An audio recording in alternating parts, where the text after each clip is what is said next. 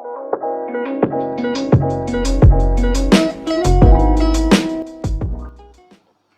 kita satu di dalam doa. Bapa kami di dalam kerajaan surga, kembali kami mengucap syukur kepada-Mu Tuhan. Terima kasih buat segala penyertaan dan perlindungan-Mu dalam setiap kehidupan kami. Kami boleh ada sebagaimana kami ada sampai hari ini itu semua karena kasih karunia-Mu. Bapa yang baik, pada saat hari ini Tuhan, kami akan mendengarkan kebenaran firman-Mu. Bapa, biarlah Engkau yang menuntun menyertai kami, berikan kepada kami hikmat dari surga, agar apapun yang Hamba sampaikan pada siang hari ini Tuhan, semuanya boleh berasal daripada Engkau. Terima kasih Tuhan, terima kasih Bapa yang baik. Ini doa kami di dalam nama Tuhan Yesus Kristus, kami berdoa dan mengucap syukur kepada Bapa di sorga. Haleluya, amin. Puji nama Tuhan.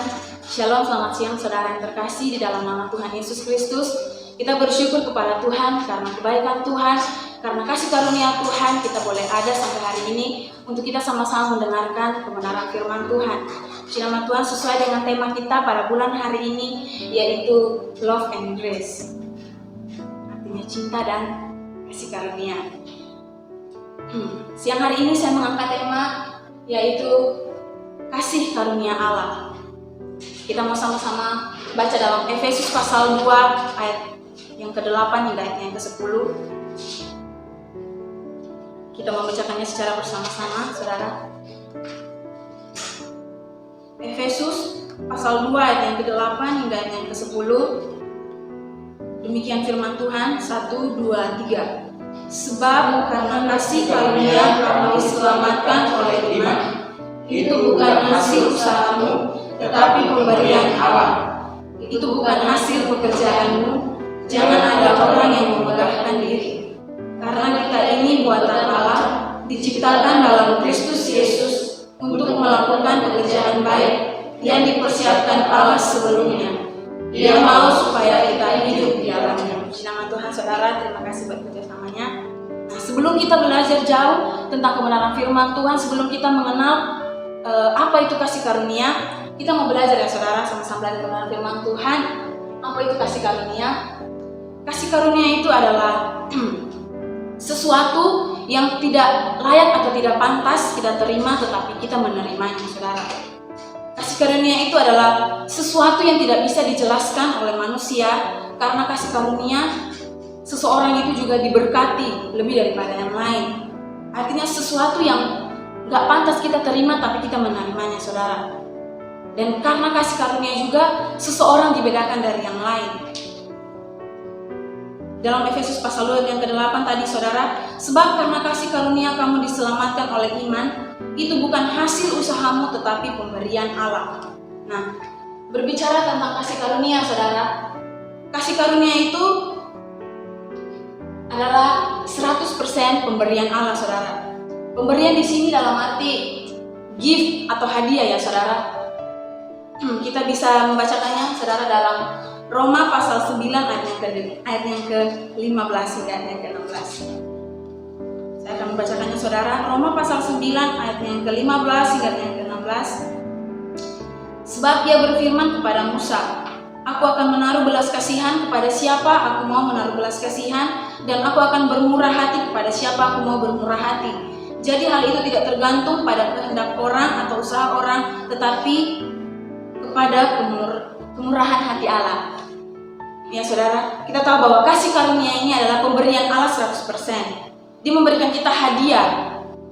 Dan hadiah tersebut, saudara, tergantung kepada sang pemberi. Siapa yang memberi kita kasih karunia itu, saudara? Itu Tuhan Yesus Kristus. Dan firman-Nya berkata, saudara, Dia mau menaruh belas kasihan dan kasih karunia itu kepada siapa Dia mau menaruh belas kasihan. Dan itu semua adalah kehendak Tuhan dan tidak bisa ditentukan oleh manusia, ya saudara. Dan Efesus 1 ayat yang ke-5 itu juga, saudara, berkata bahwa dalam kasih Ia telah menentukan kita dari semula oleh Yesus Kristus untuk menjadi anak-anaknya sesuai dengan kerelaan kehendak-Nya. Ya. Kita mau belajar ya saudara, kasih karunia itu seperti yang kita bacakan ayat firman Tuhan tadi, saudara. Kasih karunia itu ada bukan hasil dari pekerjaan kita, saudara. Dan kasih karunia itu juga bukan hasil dari perbuatan kita. Sehingga firman Tuhan berkata bahwa jangan kita memegahkan diri. Kita Kita mau sama-sama buka dalam Titus pasal 3 ayat yang kelima, saudara. Titus pasal 3 ayat yang kelima, pada waktu itu Dia telah menyelamatkan kita bukan karena perbuatan baik yang telah kita lakukan, tetapi karena rahmat-Nya oleh permandian kelahiran kembali dan oleh pembaharuan yang dikerjakan oleh Roh Kudus. Ya saudara, jadi kasih karunia itu bukan hasil pekerjaan kita. Tuhan berkata bahwa jangan ada orang yang memegahkan diri. Dan kasih karunia juga itu saudara bukan karena hasil dari perbuatan baik kita. Nah saudara, pada siang hari ini kita mau sama-sama belajar mengapa kita orang-orang percaya itu layak menerima kasih karunia Allah. Yang pertama, karena kita adalah ciptaan Allah. Dalam Efesus pasal 2 ayat yang ke-10 itu saudara, karena kita ini buatan Allah diciptakan dalam Kristus Yesus untuk melakukan pekerjaan baik yang dipersiapkan Allah sebelumnya Ia mau supaya kita hidup di dalamnya. Ya saudara, kenapa Tuhan mau memberikan kita kasih karunia? Karena kita ini adalah ciptaan Allah, buatan tangan Allah saudara.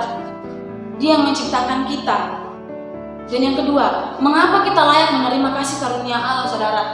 Karena kita adalah orang-orang yang dipilih. Dalam Yohanes pasal 15 ayat yang ke-16 saudara, di situ firman Tuhan berkata bahwa bukan kita yang memilih Tuhan, tapi Tuhan yang memilih kita saudara. Jadi artinya semua orang percaya itu saudara berhak menerima kasih karunia Tuhan.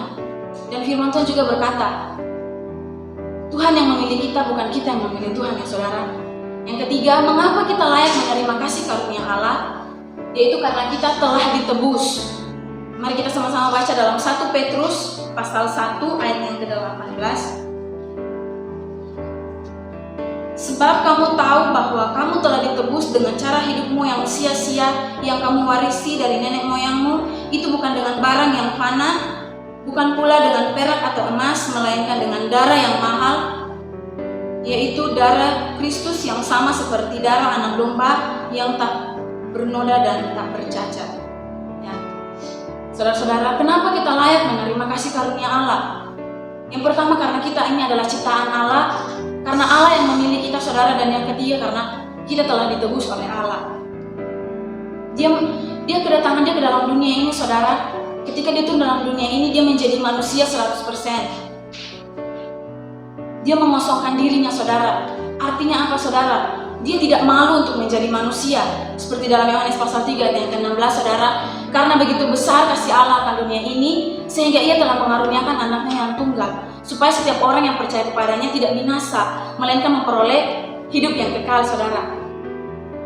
Itu ya saudara, kenapa Tuhan mau kita hidup di dalamnya saudara? Karena kita adalah ciptaan Allah.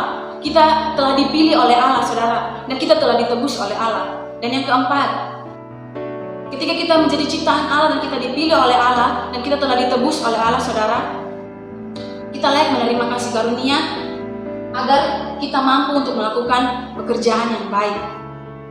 Ya saudara, dalam Efesus yang tadi saudara, pasalnya yang ke-2 ayat yang ke-10 tadi saudara, dia mau supaya kita melakukan pekerjaan baik saudara. Nah, pada siang hari ini berbicara tentang pekerjaan baik. Melakukan pekerjaan baik yang bagaimana saudara? Yaitu bekerja memberi buah pelayanan ya saudara. Dalam ayat yang ke-10, karena kita ini buatan Allah diciptakan dalam Kristus Yesus untuk melakukan pekerjaan baik yang dipersiapkan Allah sebelumnya.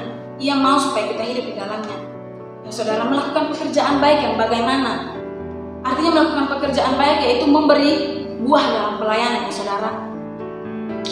Buah-buah dalam pelayanan kita tahu ya saudara, dalam Galatia pasal yang ke-5 itu saudara, di situ berbicara tentang buah-buah roh. Itu adalah kasih, sukacita, damai sejahtera, kesabaran, kemurahan, kebaikan, dan kesetiaan. Tuhan mau agar kita hidup dalam buah-buah roh tersebut saudara. Ketika kita menerima kasih karunia Allah, Dia mau saudara, kita juga memiliki kasih terhadap saudara-saudara kita yang ada di sekeliling kita. Kita sebagai orang-orang percaya saudara, mampu menebarkan kasih yang Tuhan Yesus berikan kepada kita. Kita mampu menjadi saksi dari kasih karunia Tuhan. Seperti contoh tokoh Alkitab yang luar biasa ya saudara, yaitu Rasul Paulus. Dia adalah seorang yang menerima kasih karunia di hadapan Tuhan ya saudara. Di situ dia ketika dia menerima kasih karunia Allah, saudara, dia mampu memberikan buah yang terbaik dalam dunia pelayanannya, saudara. Kita tahu latar belakang dari Rasul Paulus ini, saudara. Dia adalah seorang penganiaya jemaat, dia adalah penganiaya orang Kristen. Tetapi apa, saudara? Ketika dia mengalami perjumpaan dengan Tuhan, dia menerima kasih karunia daripada Tuhan, saudara. Tuhan memberikan dia kasih karunia dan dia memperolehnya, saudara. Dan di dalam Filipi pasal 1 ayat yang ke-22, tetapi jika aku harus hidup di dunia ini, itu berarti bagiku bekerja memberi buah. Ini yang, saudara, pengakuan dan kesaksian dari Rasul Paulus, seorang rasul yang luar biasa, ya saudara. Dia adalah seseorang yang sebenarnya, saudara, ketika dia masih hidup dalam menganiaya orang Kristen, dia tidak pantas menerima kasih karunia Allah. Tetapi apa, saudara? Ketika Tuhan menangkapnya, ketika Tuhan yang memanggil dia, saudara, dia mampu menerima kasih karunia itu daripada Tuhan. Karena apa, saudara? Dia mampu memberikan buah-buah pelayanan. Saudara, ketika kita tahu, ya saudara, bahwa Rasul Paulus itu mampu, ya saudara, memperkenalkan pribadi Tuhan dalam setiap orang-orang percaya pada zamannya, saudara. Kita juga mau membaca dalam 1 Korintus pasal 15 ayat yang ke-19 hingga yang ke-20. Kita membacanya secara bersama-sama, saudara. 1 Korintus pasal 15 ayat yang ke-19 hingga ayat yang ke-20. 1, 2, 3. Jikalau kita hanya dalam hidup ini saja menaruh pengharapan pada Kristus, maka kita adalah orang-orang yang paling malang dari segala manusia. Tetapi yang benar ialah bahwa Kristus telah dibangkitkan dari antara orang mati sebagai yang sulung dari orang-orang yang telah meninggal. Sebab sama seperti maut datang karena satu orang manusia, demikian juga kebangkitan orang mati datang karena satu orang manusia. Ya saudara, ini adalah pengakuan Rasul Paulus, saudara. Ketika dia mengalami karunia yang Tuhan berikan kepada dia, ketika dia menerima karunia Tuhan Yesus Kristus, ya saudara, dia mampu memberikan buah dalam pelayanannya, saudara.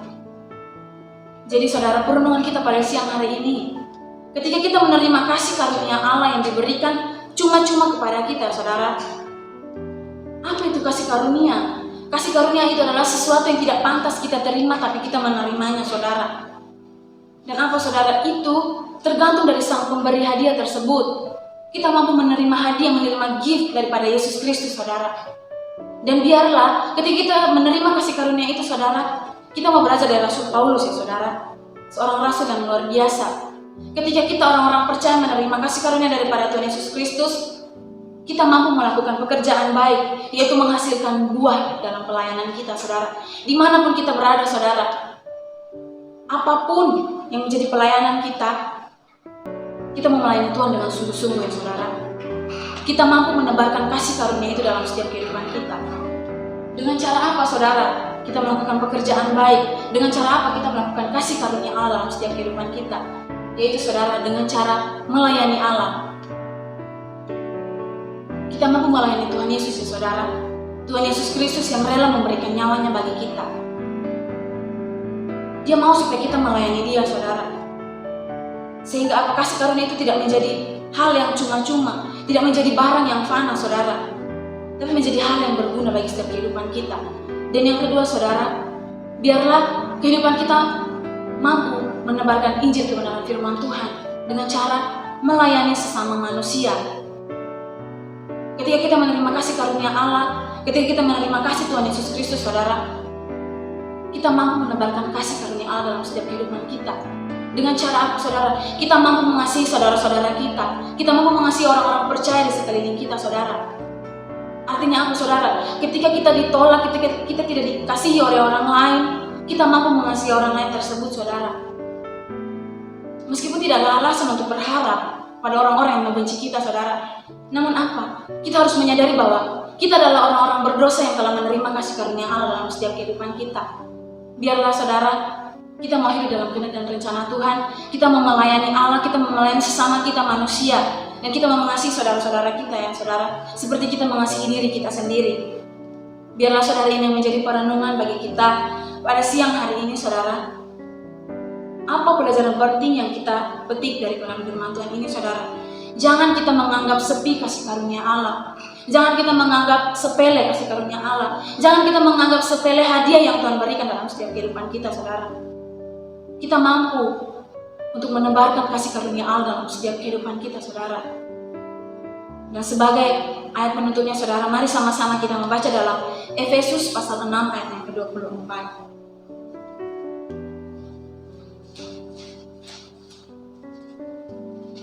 Efesus pasal 6 ayat yang ke-24, demikian firman Tuhan. Karena kasih karunia menyertai semua orang yang mengasihi Tuhan kita Yesus Kristus dengan kasih yang tidak binasa. Sekali lagi saya bacakan saudara. Kasih karunia menyertai semua orang yang mengasihi Tuhan kita Yesus Kristus dengan kasih yang tidak binasa. Artinya apa saudara? Kasih yang tidak berkesudahan. Meskipun kita tidak mendapatkan balasan dari orang lain ketika kita mengasihi orang lain. Namun apa saudara? Kita mampu menebarkan kasih karunia Allah lewat kehidupan kita. Dengan apa saudara? Kasih yang tidak binasa. Biarlah ini yang menjadi perenungan kita pada siang hari ini saudara. Kita mampu menebarkan kasih karunia Allah dalam setiap kehidupan kita. Biarlah Roh Kudus yang membantu kita untuk kita mampu mengerjakan setiap keselamatan kita dengan takut dan gentar di hadapan hadirat Tuhan saudara. Firman Tuhan ini bisa saya sampaikan buat saudara-saudara sekalian pada siang hari ini. Tuhan Yesus memberkati. Bapa kami di dalam kerajaan surga, kami bersyukur Tuhan karena kasih karunia-Mu kami boleh hidup sampai hari ini. Karena kasih karunia-Mu Tuhan, kami boleh ada sebagaimana kami ada. Oleh karena itu Tuhan, kami mau Tuhan Yesus supaya hidup kami yang sisa di hari-hari ini Tuhan, kami mampu Tuhan Yesus untuk menebarkan kasih karunia-Mu. Kami mampu untuk memberikan buah dari hasil pelayanan kami Tuhan. Biarlah kasih karunia-Mu Tuhan tidak menjadi sia-sia dalam setiap kehidupan kami. Terima kasih Tuhan, terima kasih Bapa yang baik. Ini yang menjadi doa kami di dalam nama Tuhan Yesus Kristus. Kami berdoa dan mengucap syukur kepada Bapa di sorga. Haleluya.